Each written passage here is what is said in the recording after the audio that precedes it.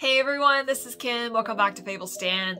Long time no see. It's been a while and I feel a little bad about that because I just have not been posting regular content on my YouTube channel. It's always just been this sort of semi-regret of mine. It's always been on the back of my mind. I just want to keep posting things on my YouTube channel, but I either don't post or don't have the time to post, or I film a video and just didn't have time to edit, so I kind of just left things to rot on this channel, to be honest. But I'm really excited to be back, and I just want to post a quick video to share with you what I've been up to and also what are you know, some of my plans for Fables Stan just from now on. So I have so much to tell you. It's impossible to share everything in the scope of this video, but I'm going to make an attempt to give you like the in a nutshell version. But yeah, so I've been on a hiatus. I've been away from my social media, from my business even. I haven't really been working the past 2-3 months. The reason for that is because I was going through an intense dark night of the soul. If you don't know what that is, it's basically kind of like an epic tower moment where you realize that you're not really where you want to be in life, and the person that you thought you were didn't really mean anything anymore. So you sort of have this identity crisis, life crisis, personal crisis. The life that you knew of came crumbling down, and you just kind of have to re-examine yourself. You have to go through so many ego deaths in order to find new footing. So that was kind of where I was for 2021. My plans for the year was to continue to expand and build on my e-com business, which is selling decks, and continue to curate decks and continue to kind of expand my epic decoration empire, and then create more things like books and planners. You know, I had dreams about like becoming a publishing house or some kind of creative studio. That was where I wanted to take Fables Stan. I wanted to, you know, go big or go home, right? I was like being very ambitious with it. I even thought about running my own nonprofit to help fellow creative, artistic entrepreneurs and visionaries to, you know, help achieve their dreams or whatever. So I had all those plans. I have like these big grand plans, and I thought I would be way on my way to kind of just have the beginning of this empire already. You know, I really wanted to just expand my Fables Stan store, expand the reach of my decks, and just spread the panda love, spread the joy of my creation, all that. So that was the original plan. And then I was also going to build on my YouTube channel, my Instagram, and grow my social media presence, etc. That did not happen and probably will not happen, just because the person that I was when I thought of those plans wasn't really who I really was, and is no longer who I am now. So I know that sounds really convoluted, but that's kind of what a dark night of the soul does for you. It kind of shatters the perceptions that you have for yourself, and who you thought that you were going to become was actually not aligned with who you actually are on the inside. But yeah, so those were kind of my original plans. I was actually gonna like continue building on this Fables Stan empire, but I think that's not what Fables Stan needed, and it wasn't what I wanted to become. It wasn't what I wanted to do. And how did I realize that was going through the dark night of the soul? And how I went through the dark night of the soul, what prompted this descent into the underworld, down to the Hades and back, as Kellyanne Maddox says. I'm like obsessed with that phrase, and also with Kellyanne Maddox. She's awesome. Anyway, what prompted the dark night of the soul was basically the entirety of 2020. I'm sure it was a difficult year for all of us, on top of the clusterfuckery that was COVID-19. The stress, the collective unbecoming, the collective sort of shattering of the structures that we knew of. I was also going through a lot of personal crisis, but also in hindsight, I think it was because of like that collective sort of crumbling, that collective tower moment that perhaps made it easier for a lot of us, especially me, to sort of crack open and really examine the ideas that I had about myself and the way that I was living, so I could find something new. So I guess in hindsight, that was like a good thing, but at the time, it just wasn't really fun, right? So on top of COVID-19, I was also going through some personal crisis that sort of led to that escalated me to this epic buildup of just explosion, and then plunging me into the dark night of the soul. I was going through a lot of personal crisis. I had to say goodbye to a friend that I really thought was going to be my best friend. you know, I've always wanted a best friend, you know, like a BFF, just because that was something that I really missed out on when I was a kid, because I was moving around a lot. I was moving from city to city, from country to country, from school to school. I just never really had a permanent friend. So I think that's something that I really yearn for. You know, my inner child really just wants a best friend. So I was really sad to say goodbye to that person who I thought was going to be my best friend, but it was for the best. But still, it was a lot of sadness. It was a lot of dejection, and even though I sort of cultivated my lessons from that, I cultivated a lot of positivity from that, I think a part of me still wanted to escape, because it was sort of tugging at a much deeper wound that I didn't know about at the time. So I sort of channel all that negativity and all the, you know, try to alchemize it through workaholism. So I think some of it was good. I think I turned some of those sadness and negativity into creative energy, but I think some unprocessed stuff got shoved under the carpet, because, you know, when you're really focusing on working or whatever, it was kind of like my form of escapism, which I didn't realize until later. But anyway, the story is I went through some personal crisis. I had to say goodbye to a friend. That friendship ended. I was feeling very much like a victim, so I thought I would channel this victimhood into victorious energy. So I decided to create Spread Machine cards and Oracle, and I channeled all of that sort of wanting to transform, wanting to grow, wanting to manifest something better for myself into my creative projects, which is Spread Machine. So I started working on the deck, and I launched the deck on Kickstarter in July, which was like, I think only 3 to 4 months after I started working on the deck. And I sort of finished the deck, but I was like, I had a bit left. And I launched in July, which was honestly in a very short time. Like, I did it all. At the end, I finished everything, but holy shit, I did not think it through, because there was so much work involved. I don't know what the fuck I was thinking, to be honest. I don't know what I was thinking, and I thought I could finish everything, which I did, but it was just like, as a result of me pushing myself to the brink of like insanity, or at the edge of my sanity towards insanity, that was the only way that I was able to finish anything.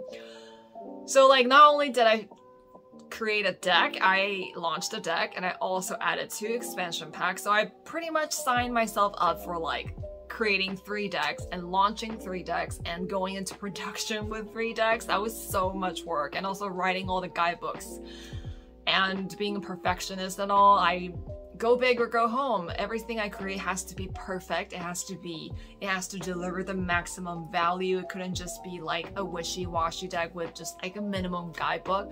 It has to be a full-on guidebook. All my ideas have to be in there. It just has to be perfect. So long story short, I launched Spread Machine. I really thought I was going to be done with it by September. I could send all the files off to production. I could just sit back, relax, and work on my other creative projects. That's my spreads book. So that didn't happen, because, you know, it takes a lot of time and effort to create multiple decks and launch it on Kickstarter and go through production and everything. I should have known, because I launched Way Up the Piano before. I should have known. And that was also another thing that really added to my stress, was that phrase, I should have known. I should have known better, because I was supposed to be smart enough to know, and I just couldn't live up to my mistakes, and I didn't want to feel like I failed, right? It was just like a big sort of cluster fuckery of stressful soup that I was swimming in, and that was basically my own doing. You know, on the surface, I thought I was doing really well. I made all this money from the campaign. I don't think I've ever seen that much money in my entire life just from that campaign. That was an insane success for me. I was experiencing a lot of social media growth. I gained a lot of followers from that campaign. I also published 3 decks, and a lot of people backed the campaign. And on the surface, everything looked really well, and especially it was during a difficult time because it was COVID and a lot of people were struggling. So I thought I should be super grateful, because I'm lucky to have this kind of success at this point in time. So on the surface, everything seemed to be going well, and then I was feeling kind of ambitious. I was like, I'm gonna like be a publishing house, because, I'm gonna like do all these things, become a creative studio. I have all these ambitious dreams about like sort of stacking up on a success and becoming someone who could really just publish whatever she wants, and also help other creatives to publish whatever they want. So I wanted to be that person. But underneath, there was such a discrepancy. You know, I thought I was doing really well, but I was actually deeply unhappy because I was stressed out, burned out, overwhelmed. I wasn't really sure what I was doing. I was chasing after success, fame, validation, even though on top, like, I didn't really sort of act like someone who was, you know, perhaps ambitious, arrogant, who was like really focused on wanting those things. It wasn't super obvious to me. I don't think anyone would actually, maybe not a lot of people will be able to tell that I was kind of chasing those things, but I kind of was. And I think we all do, like, to a certain extent, because we all just want to be loved and accepted for who we are. Anyway, I got really caught up with the hustle culture, and I just thought, go big or go home. I needed to keep working and hustle harder, hustle harder, hustle harder. I was kind of treating myself and my business like a machine. I was objectifying myself for my time, my energy, my work, my productivity. It was just hell. And everything sounds really normal, right? You would think that this is what is expected from someone who is embarking on an entrepreneurial path, because, you know, in our culture, I think we glorify overworking, bracket ourselves to the death even. We glorify overachieving. We don't really prioritize self-care, at least in the hustle culture that I was kind of participating in. So all of that just sort of crushed me, and around December I was just like experiencing depressive episodes. I just could not get myself together. I was so stressed out. My health was in the toilet. I didn't know what was happening, and then just one thing after another. It was so stressful. Things got delayed, and I needed to put in these extra work and all that. And it's sort of like, if you just look at the surface, like the physical events themselves, they didn't look that bad. Nothing disastrous happened. There were just some kind of delays. But on the inside, I was in complete turmoil. And I was just really at rock bottom. I was like, how come I'm not happy? How come I can't feel anything? How come I'm still so overwhelmed and depressed when all this success is coming my way? So I was like, there's gotta be a better way to live, because I can't, my sleeping was off, my diet was terrible, I was having breakouts, I was gaining weight, I was stressed out, overwhelmed, my mental health was just, everything was just terrible. I didn't feel free, I didn't feel happy about the things I was doing. I couldn't feel anything about anything that I was doing. And I just felt like I couldn't take it anymore. This is a problem. And I find myself posting on my socials, just talking about my overwhelm all the time. And I was like, oh my God, I'm literally bitching about my life without knowing that I'm bitching about my life. And I'm just like, this is victim mentality. And you know, when you slip into a victim mentality, it's just a dangerous, slippery slope. And I was like, I'm slipping down this slippery slope really slippily fast, so slippity fast. And I just need help. I needed help. And that was how my dark night of the soul happened. I would love to share with you more about my dark night of the soul. I'm making another video to talk about it in case this video gets too long. But yeah, that's kind of where I've been after all that overwhelm and all that bullshit that I put myself through. I went through the dark night of the soul. Honestly, one of the worst things about that dark night of the soul, it was just me telling me that I should be grateful for what I achieved, even though that I was truly, truly unhappy. But that was also something that I needed to learn from, was that, you know, it doesn't really matter how you compare to others when it comes to your suffering. Your suffering is still suffering. It's still pain, just in the context of your life. So I went through the dark night of the soul. After that, sort of spiraling, slipping down, descend into the underworld. Really didn't want to sign up to that party of my own becoming, as I said. But you know, I think it was what I needed. It was where I needed to go. You know, I need to go through my inferno so I could arrive at paradise, right? So yeah, I went through the dark night of the soul, and then this is where I am now. I'm right here. And to be honest, I have no idea what I'm gonna do now. And I'm kind of saying that not in a negative way, but in a way that's sort of like very much like the full energy. Actually, I kind of feel like I'm just coming out of the world card, you know, the world and the card and tarot card, the last card in the major arcana. I'm just coming out of that world card because I'm sort of just in that liminal space between the world and the fool, where I completed my lesson. I completed this very important chapter in my life, and I'm sort of transitioning into this sort of new way of being. So I created all this space in my life, you know, after I dropped a lot of my masks of my ego, this person that I thought I needed to be, a lot of the limiting beliefs, a lot of the trauma that I didn't process, after I sort of neutralized and processed and lifted all of that, now there's just this space of infinite potential and possibility, and that's kind of where I am now. This is why in the beginning of the video I said I have no idea what I'm going to do with Fables Stand, because I thought I was going to build this massive creative empire with all my decks and future books and planners and journals and all of that, and then become a creative studio and help other artists publish, or just have a brand, have like a creative team for Fables Stand. But that's not what I want to do anymore, because I realized that I was really just after validation, and that being in a position of power, but feeling disempowered inside. And maybe down the road I might still eventually arrive at that point, but I know that's going to be from my heart, not from a place of feeling unseen, you know? So at the moment, I don't know what's going to happen with Fables Stand. I'm still going to continue selling my decks. I just don't want to spend a lot of time and effort in managing a e-com store, because it gets kind of technical and boring. So I'm either going to automate as much as possible, or find a virtual assistant or someone to manage my e-com store. You know, I'm considering hiring out finally to kind of help my business, and so I can focus on what I really want to do, which is creating and writing. I want to do lots and lots of writing. After going through that dark night of the soul and all that healing, after coming home to myself, I realized at my core, at my innermost sort of essence being, I am a writer, and I am finally able to say that with a lot of pride and joy. Writing is love.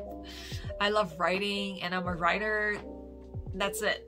Statement of truth. There's no because, you know, it's not because I need to do this or I love doing other things, da da da. I'm a writer. That is who I am. That is honestly my light print. That is a word from my creatrix business coach, Maria Alejandra. And I also want to talk about my coaches. I have two amazing coaches helping me out, supporting me on this journey. Sari, my sovereignty coach, and Maria, my creatrix coach. I want to talk about them so much more, like just in my next video when I talk about my dark night of the soul. But yeah, this is where I am, and this is where I'm gonna go. I have no idea, so it's gonna be an exciting adventure. I'm thinking of maybe offering tarot readings again, writing more, creating more videos, just sharing with you my thoughts, my ideas, and my perspective, and just see where that leads. But I know that whatever I do now is going to be aligned with who I truly am. It's gonna be my inner child's calling. It's going to be aligned with my inner magic, my heart, my passion. It's just going to be so much more aligned with who I am and who I truly, truly wish to be, and how I want to show up in this world. So I'm super excited to explore and be on this journey with you. If you're following me on this journey, thank you for being here. Thank you for listening to this update. Until next time, I need a new catchphrase. I'm always obsessing over my catchphrase. Until next time, be the hero of your own story and choose your own adventure.